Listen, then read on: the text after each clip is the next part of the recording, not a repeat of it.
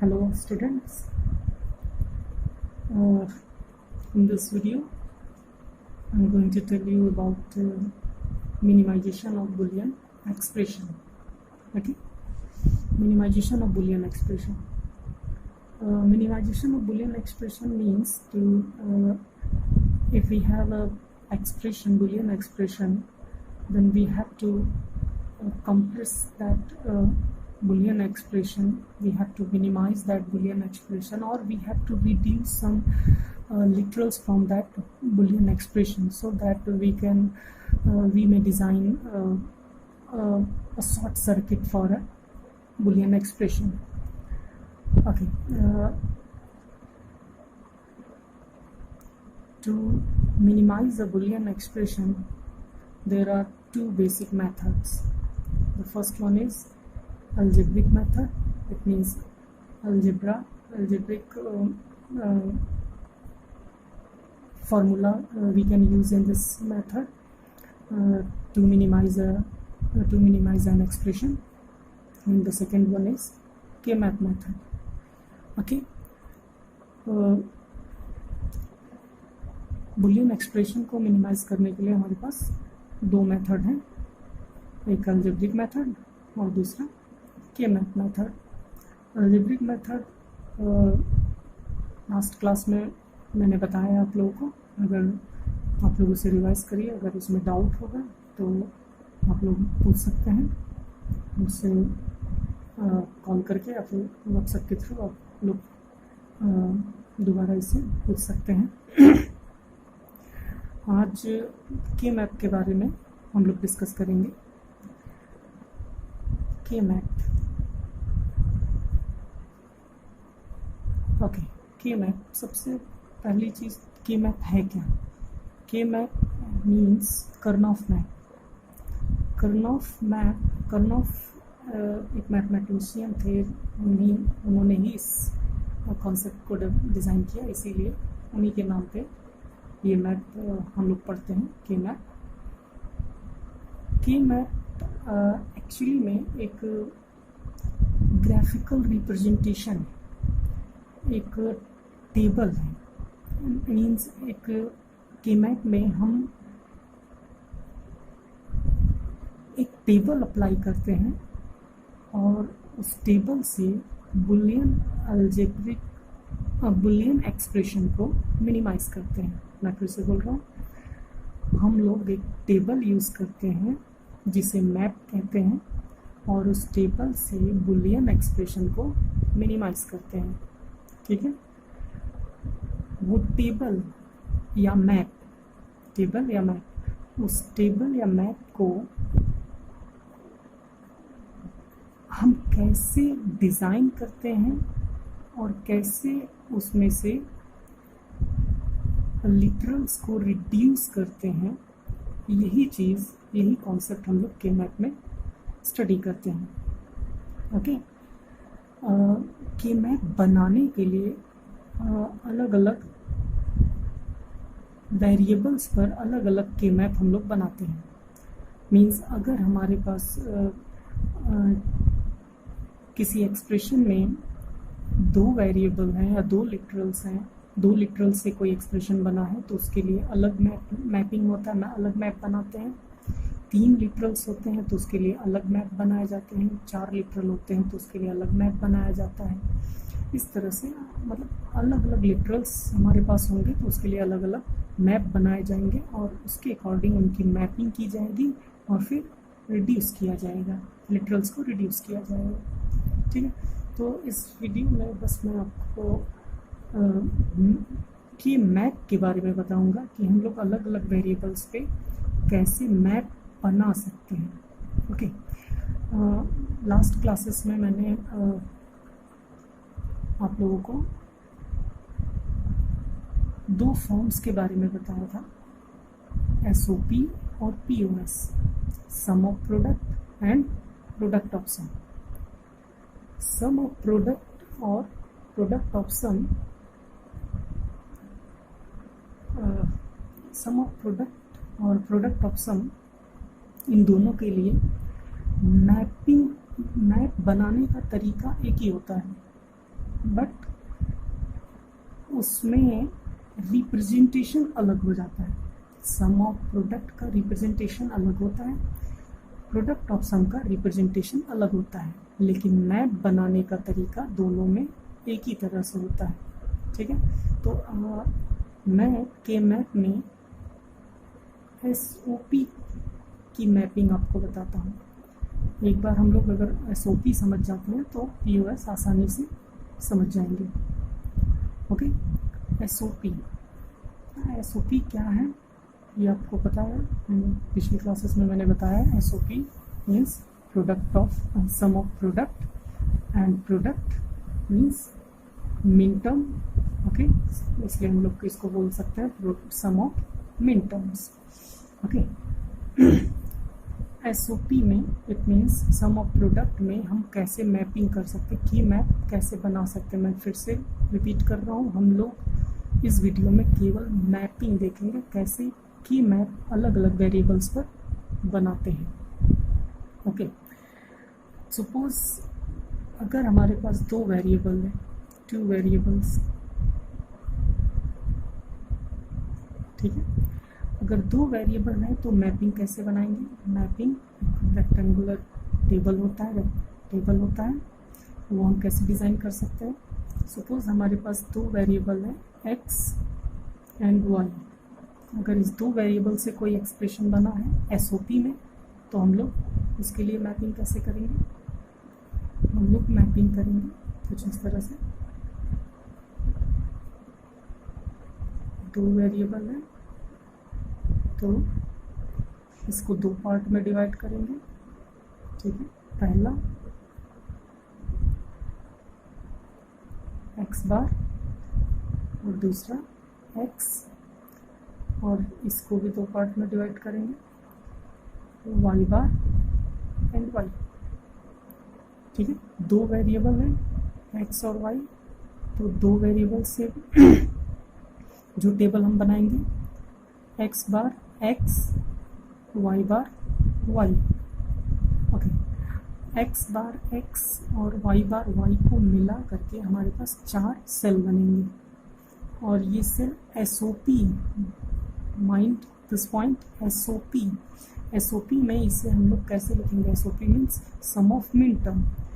x, अगर पहले cell की बात करें तो x bar y bar, it means इसे हम लोग लिख सकते हैं x bar dot y bar, because it is SOP means sum of min term, and this is x bar dot y bar means product sign, that's why it is in min term.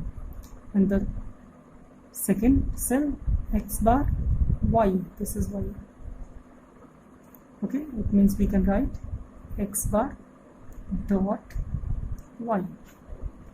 The third cell we can write x y, this is x and this is y bar, it means x dot y bar, and the last one is x dot y. Okay, फिर से मैं बोल रहा हूँ SOP में है इसलिए हम लोग ऐसा इसको लिख रहे हैं।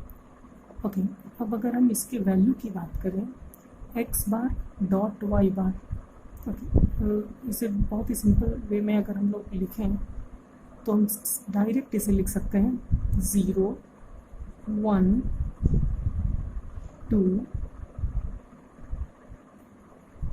एंड 3। ओके, 0 1 2 3 डायरेक्टली हम लोग इसे लिख सकते हैं। बल्कि अब अगर ये क्वेश्चन है कि ये 0 क्यों है, 1 क्यों है, 2 क्यों है, 3 क्यों है, तो हम लोग इससे एनालाइज कर सकते हैं इसके बुलियन वैल्यू से। x bar means 0 and x means 1. Same thing for y. Y bar means 0 and y means 1. तो अगर हम इसे डिस्कस करें x bar dot y bar means 0, x bar means 0, y bar means 0. It means 0 and 0. 0 and 0 will be 0. अगर हम दूसरा discuss करें x bar y, it means x bar means 0, y means 1, 0 and 1, ये binary value है, 0 and 1 का binary decimal value निकालें तो answer आएगा 1. That's why this is 1. x y bar means 1 and 0. The decimal value will be 2, and same thing for 1 and 1. x y means 1 and 1, that will be 3. I hope you have got this point for two variable. This is how to make a K map using two variable. Okay, suppose I want to design a K map using three variable. Using three variables. Suppose the variable is x, y and z. Okay, if we have a Boolean expression which contains three variables, then how can we design a K map? Okay, we can design like this.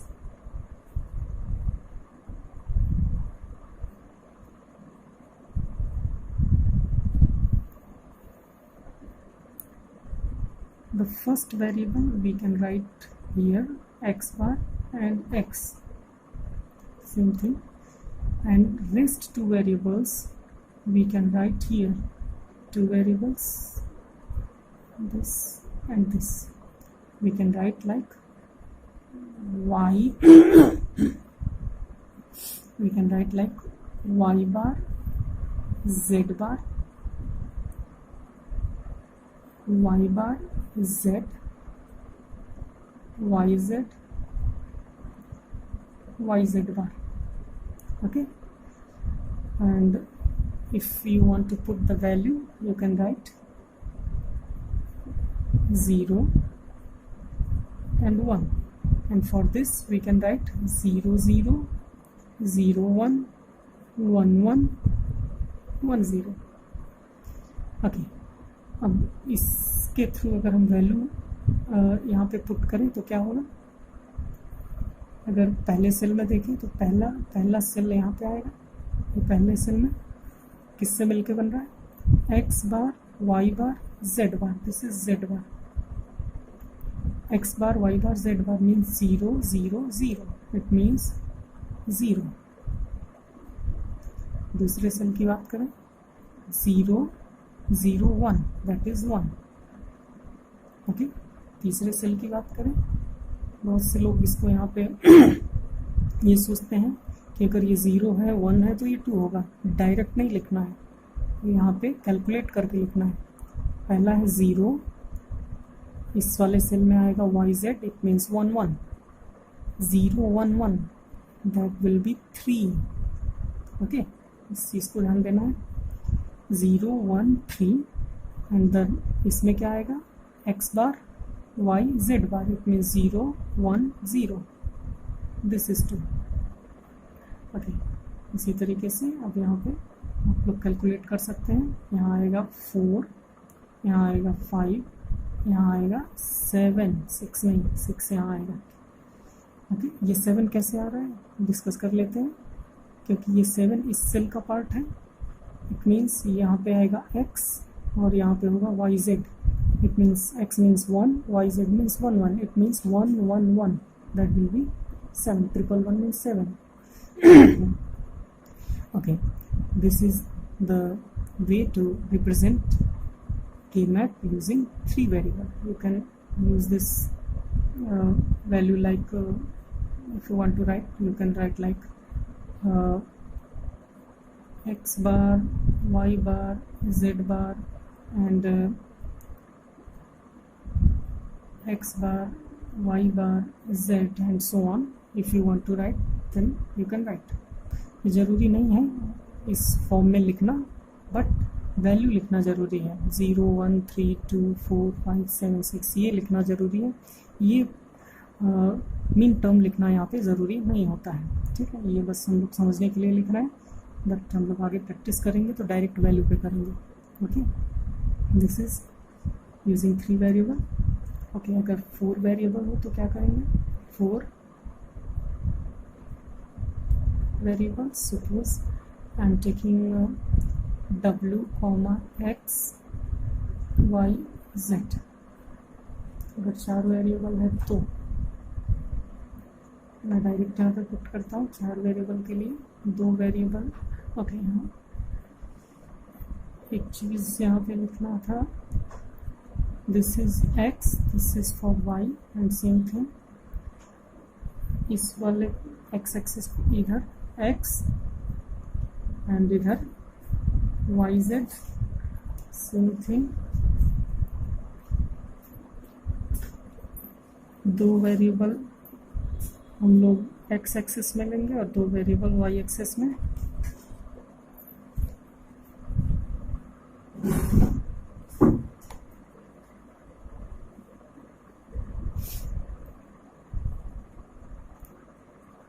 Okay, 2 variable x axis में wx और इधर भी 2 variable yz, यानी 2 variable हैं तो 4 part में divide होगा।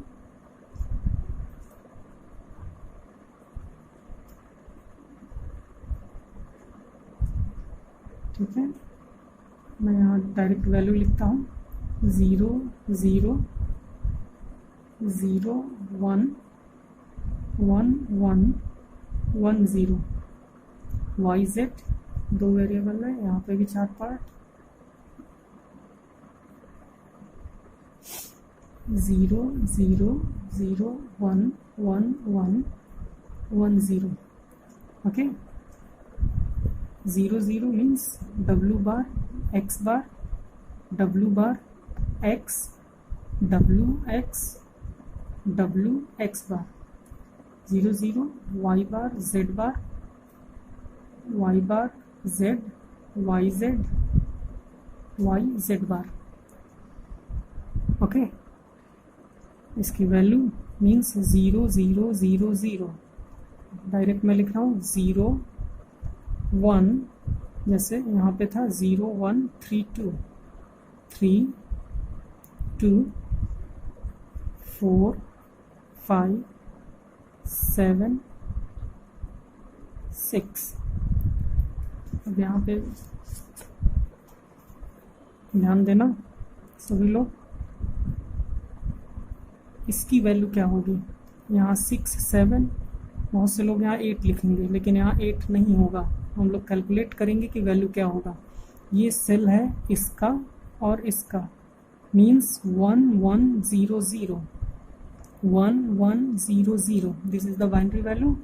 और इसका डेसिमल क्या होगा, इस बाइनरी का डेसिमल होगा 1 2 4 8 4 8 मीन्स 1 2 4 8 4 8 मीन्स 12, यानी इसका बाइनरी वैल्यू होगा, डेसिमल वैल्यू होगा 12। यहाँ हम 8 4 5 6 7, इसका मतलब ये नहीं कि ये 8 9 से स्टार्ट होगा। हम लोग वैल्यू के अकॉर्डिंग काम करेंगे। 1 1 0 0 means 12, 1 1 0 1 means 13, same thing 15 15, 1 1 1 1 means 15, 1 1 1 0 means 14, 12 13 14 15।